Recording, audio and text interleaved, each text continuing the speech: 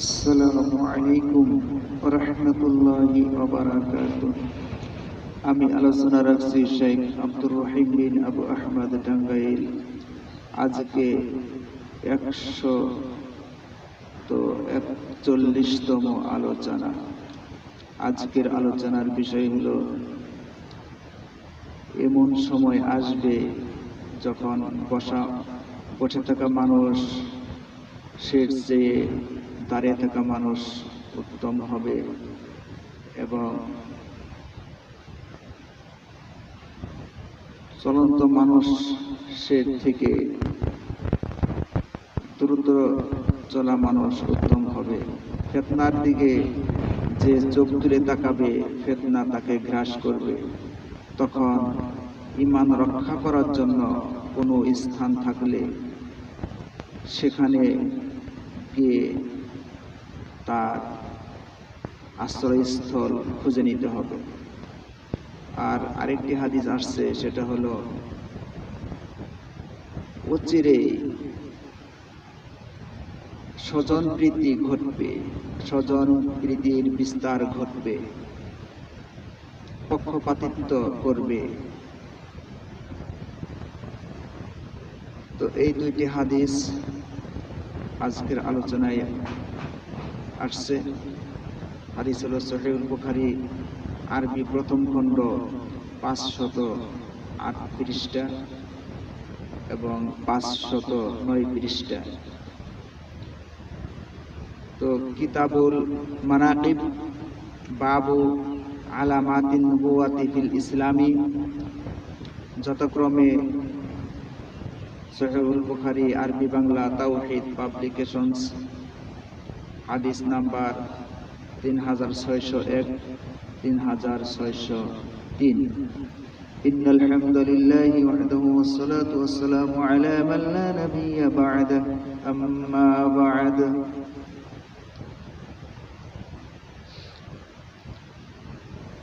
حدثنا عبد العزيز الويسي حدثنا إبراهيم عن صالح بن كيسان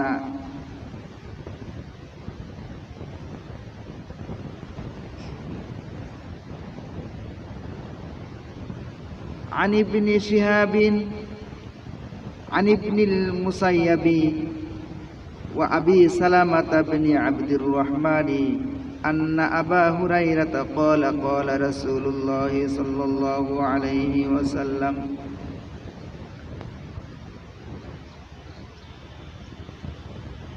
আবু হুরায়রা রাদিয়াল্লাহু তাআলা আনহু সূত্রে বর্ণিত, আবু হুরায়রা রাদিয়াল্লাহু তাআলা আনহু বলেন, রাসূল সাল্লাল্লাহু আলাইহি ওয়াসাল্লাম বলেছেন, সাতাকুনু ফিতানুন,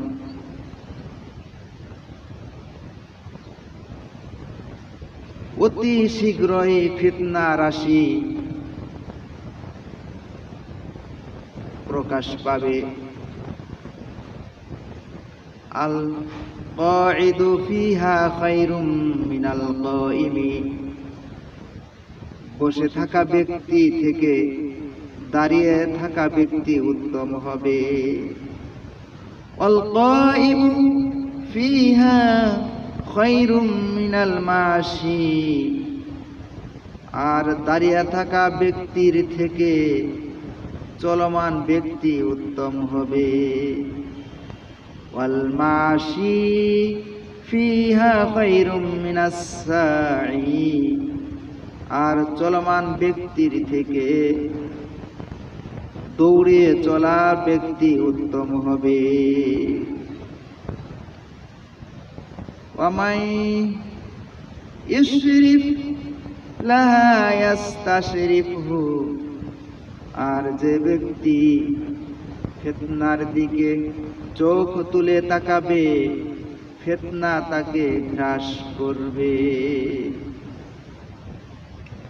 ওয়ামান ওয়াজাদা মালজাআন, আর তখন যদি কোনো ব্যক্তি দিন রক্ষা করার জন্য কোনো ঠিকানা খুঁজে পায়, আও মাআযান অথবা কোনো আশ্রয়স্থল খুঁজে পায়, ফালিয়াউদ বিহি সেখানে তার আশ্রয়স্থল গ্রহণ করাই উচিত হবে।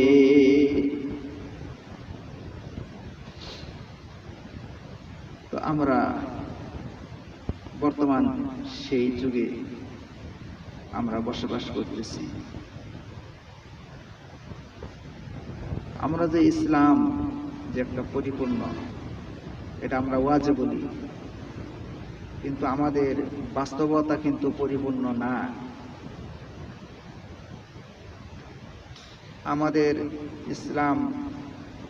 ইসলামের মধ্যে শাসন ব্যবস্থা নাজিল করে দিয়েছেন, আমাদের বিধিবিধান নাজিল করে দিয়েছেন, কিন্তু আমরা সে কোরআন মাজিদের বিধিবিধান, ইসলামের শাসন ব্যবস্থাকে আমরা শাসন ব্যবস্থার মধ্যে অন্তর্ভুক্ত আমরা করতে পারি নাই। আমরা নিজেরা নিজেদের বানানো আইন বিধান দিয়ে চলতেছি। এই জন্য আমরা পরিপূর্ণ না। যে পরিপূর্ণভাবে আমরা ইসলাম পালন করতে চাইলে তাহলে রাষ্ট্র আমাদেরকে এইভাবে বিপদে ফেলবে যে আমাদের ফিতনার আরশি এসে গেছে। যদি জানে রাষ্ট্র যে ইসলাম ধর্মের পরিপূর্ণ বাস্তবায়ন চায়, পরিপূর্ণভাবে ইসলামকে পালন করতে চায়, তাহলে সেই রাষ্ট্রে তার জায়গা হবে না, জায়গা হবে কারাগারে নিশ্চিত।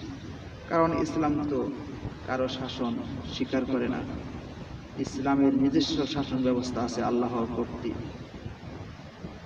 যাই হোক, আমরা আজকে সেই স্থানে সেই যুগে বসবাস করতেছি।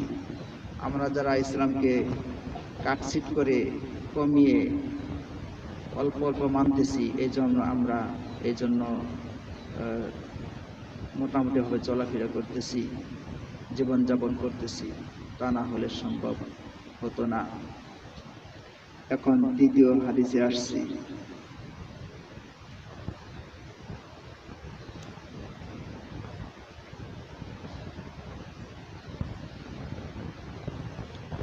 حدثنا محمد بن كثير أخبرنا سفيان عن الأعمش عن زيد بن وهب عن المسعود عن النبي صلى الله عليه وسلم قال ইবনে মাসউদ রাদিয়াল্লাহু তাআলা আনহু হতে বর্ণিত, তিনি বলেন, রাসূল নবী সাল্লাল্লাহু আলাইহি ওয়াসাল্লাম বলেছেন, সাতাকুনু আসারাতুন, অতি শীঘ্রই স্বজন প্রীতির বিস্তার ঘটবে। ওয়া উমুরুন তুনকিরুনাহা, তোমরা যে কাজকর্ম দেখবে তা তোমরা পছন্দ করতে পারবে না। বলু, সাহাবারা বললেন, ইয়া রাসূলুল্লাহ, হে আল্লাহর রাসূল, ফামা তা'মুরুনা, তখন আপনি আমাদেরকে কি নির্দেশ দিবেন? ক্বালা, নবী সাল্লাল্লাহু আলাইহি সাল্লাম বললেন, তুআদ্দুনাল হাক্কাল্লাযী আলাইকুম, তোমাদের উপর অর্পিত দায়িত্ব তোমরা পালন করবে। ওয়া তাসআলুনাল্লাহাল্লাযী লাকুম, আর তোমাদের প্রাপ্য আল্লাহ তাআলার কাছে চাইবে।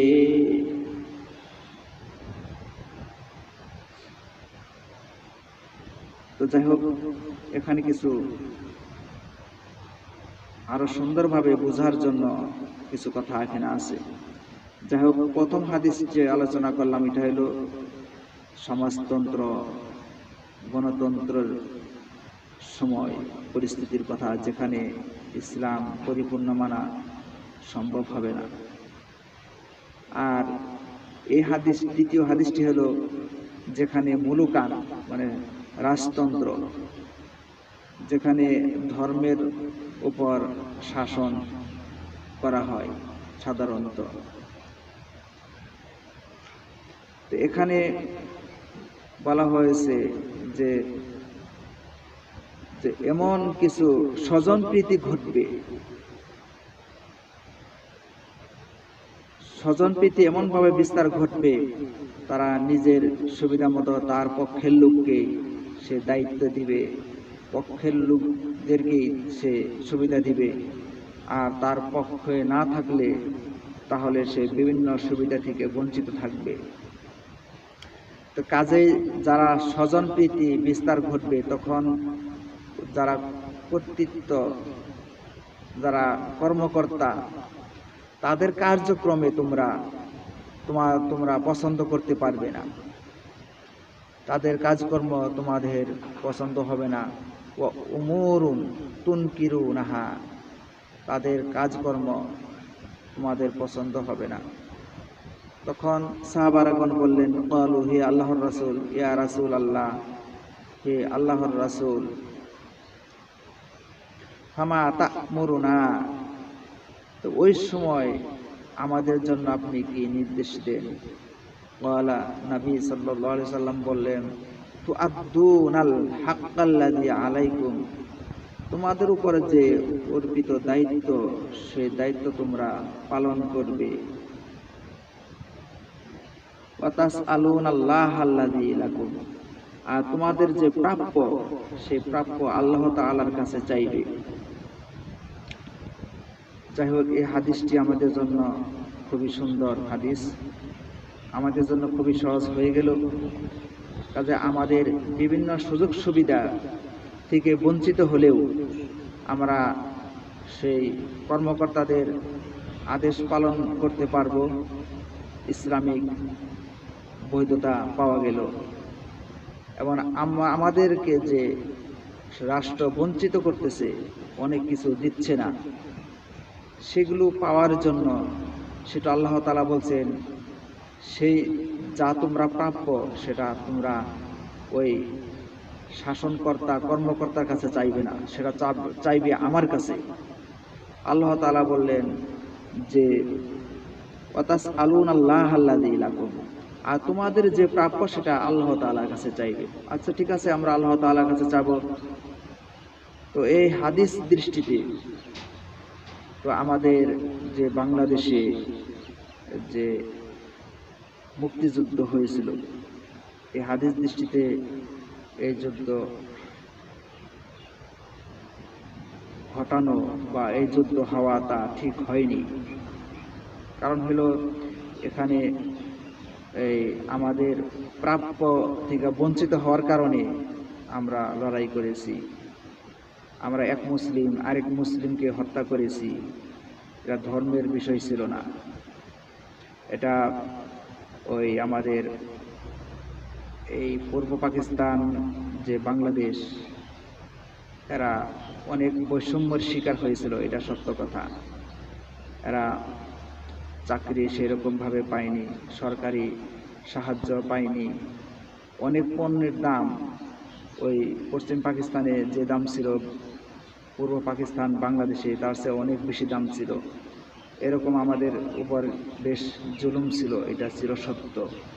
কিন্তু এই প্রাপ্য তো আল্লাহ তাআলার কাছে চাইতে হবে, কর্মকর্তার দিক নির্দেশনা মেনে চলতে হবে। তো এইভাবে আমরা তো মুসলিম হয়ে একে অপরের উপর যুদ্ধে ঝাঁপিয়ে পড়তে পারি না, অধিকার আদায়ের জন্য একে অপরকে হত্যা করতে পারি না। যাই হোক, আমাদেরকে আল্লাহ তাআলা অনেক কিছু সহজ করে দেন, কিন্তু আমরাই নিজেরাই অনেক কিছু কঠিন করে নিই। যাই হোক, এই দুইটি হাদিসই হলো আমাদের শিক্ষণীয় আছে, অর্থাৎ এখানে আল্লাহ তাআলার কাছে চাইবে, আর তোমাদের কর্তব্য যে দায়িত্ব সেগুলো পালন করবে। এটার উদ্দেশ্য হলো যেখানে কুফর এবং শিরক নাই, যে ইসলাম ধ্বংসকারী, ইমান ধ্বংসকারী কোনো কার্যক্রম নাই, এই কথাটা সেখানে প্রযোজ্য। কারণ ইসলামকে রক্ষা করার জন্য ইসলাম বিরোধী কুফরি শিরকের বিরুদ্ধে যুদ্ধ তো নবী সাল্লাল্লাহু আলাইহি সাল্লাম করেছেন। অতীতে অনেক নবী রাসূল যুদ্ধ করেছেন শিরক কুফর থেকে নিজেদের রক্ষা করার জন্য। এই বিধান কিন্তু সব নবীদের ক্ষেত্রেই ছিল, আমাদের ক্ষেত্রেও রয়েছে। এই বিধান সব সময় কার্যকর আছে, কিন্তু আমরা পালনে ব্যর্থ।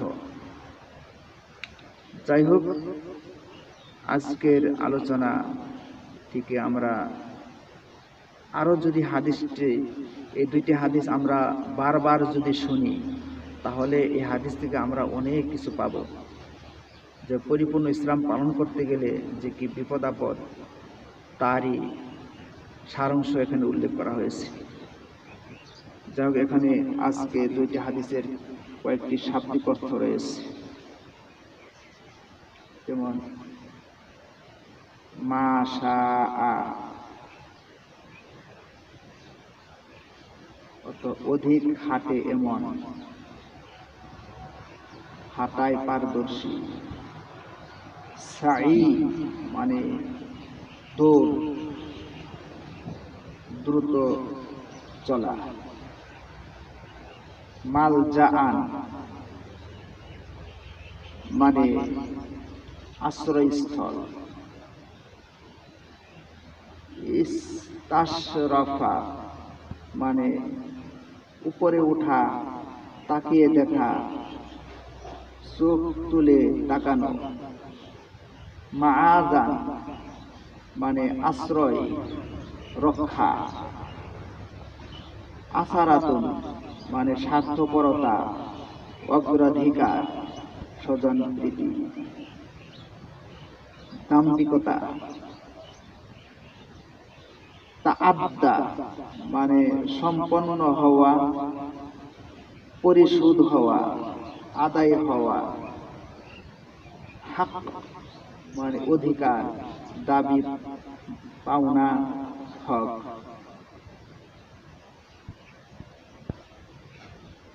এই বলে আজকে আমি সংক্ষিপ্ত আলোচনা শেষ করছি।